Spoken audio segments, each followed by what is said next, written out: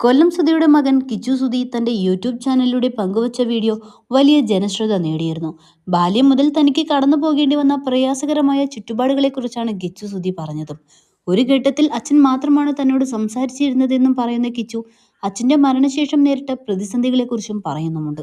ഈ വീഡിയോ വന്നതിന് ശേഷം തന്നെ നെഗറ്റീവായി അവതരിപ്പിക്കുന്ന വീഡിയോകൾ സ്ഥിരമായി പുറത്തു വരുന്നതിന്റെ സങ്കടം പങ്കുവച്ചുകൊണ്ട് രേണുസുധി ഒരു വീഡിയോ ചെയ്തിരുന്നു.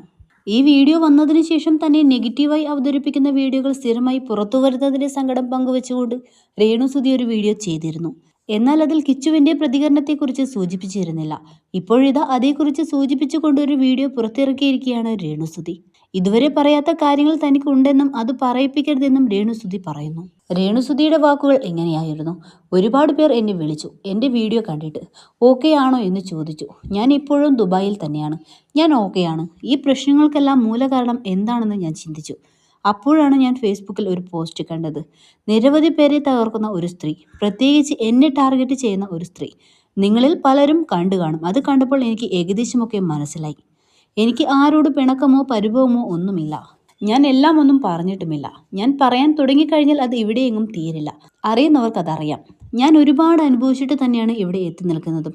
ചേട്ടൻ ഉള്ളപ്പോഴും ചേട്ടൻ മരിച്ചപ്പോഴും എല്ലാം. പക്ഷേ അതൊന്നും ഞാൻ ആരോടും പറഞ്ഞിട്ടുമില്ല. എല്ലാവർക്കും എൻ്റെ കുറ്റം കാണാനാണ് നേരം. എനിക്കന്ന് 23, 24 വയസ്സേ ഉള്ളൂ. 11 വയസ്സുള്ള ഒരു കുട്ടിയുടെ അമ്മയായിട്ട് പൂർണ്ണമായും മാറിയിട്ടാണ് ഞാൻ അവരെ സ്വീകരിച്ചത്. ഇന്ന് ഈ നിമിഷം വരെ ഞാൻ ഉപദ്രവിച്ചിട്ടുമില്ല. അങ്ങനെ ഉപദ്രവിച്ചവരുമുണ്ട് ആ കുട്ടിയെ.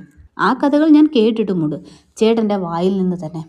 ഞാൻ ഇന്നുവരെ അങ്ങനെ ചെയ്തിട്ടുമില്ല. പിന്നെ എന്തിനാണ് എന്നെ കുറ്റപ്പെടുത്തുന്നതെന്ന് എനിക്ക് അറിയത്തില്ല.